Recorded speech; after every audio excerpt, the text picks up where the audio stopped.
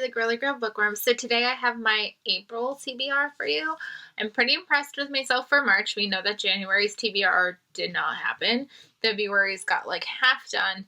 And then March, I am currently reading my last book on my TBR. So I did good in March, so hopefully that means a good sign for April.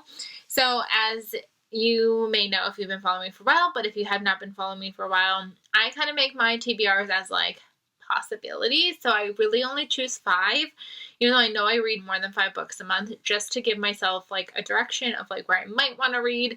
And then it gives me the ability to really mood read the rest of the month and see what things come up. So these are 5 that I have on my brain at the current moment. So the first one is The Death of Vivek Ogee. This one is one that I feel like has just been kind of not necessarily haunting me, but I keep thinking about it and I keep wanting to pick it up. So I just feel like I need to just do it.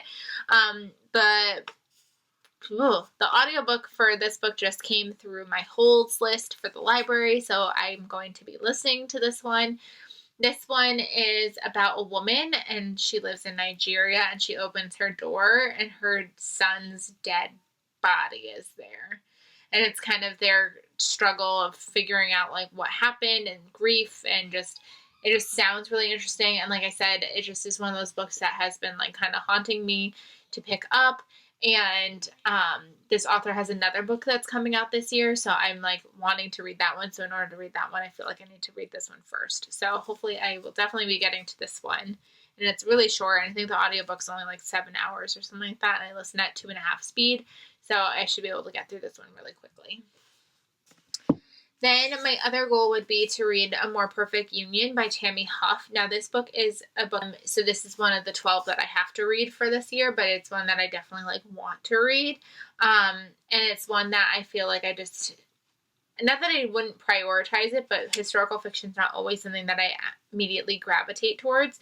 But this one takes place in 1848, and it's about a man who's trying to escape the famine in Ireland. But then he ends up in America, which is just as equally prejudiced and issues that are going on here.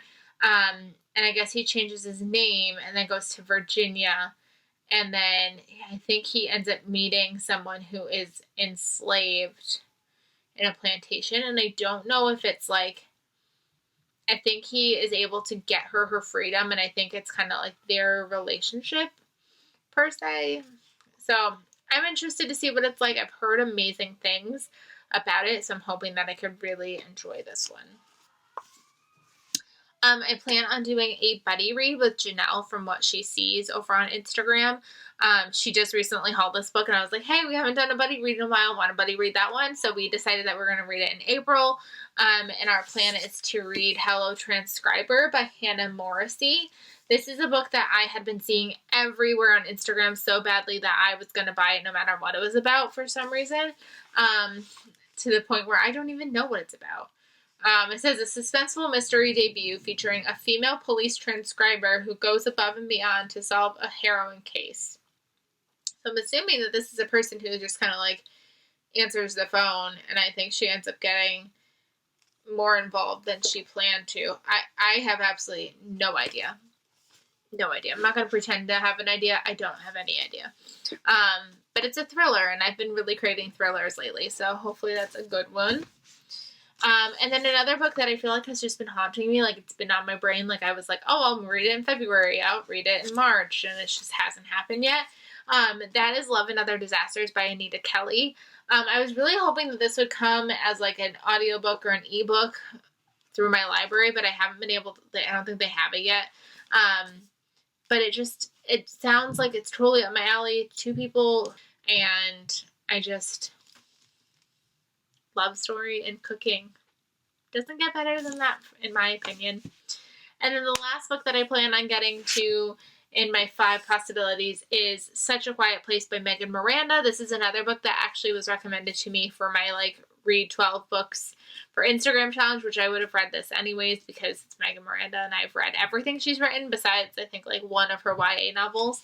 I have been hearing such great things about this one too. I think it's a neighborhood where neighbors have secrets, which is always a thing. I usually go into her books kind of knowing absolutely nothing, and I usually like it that way, so I'm just going to keep it that way.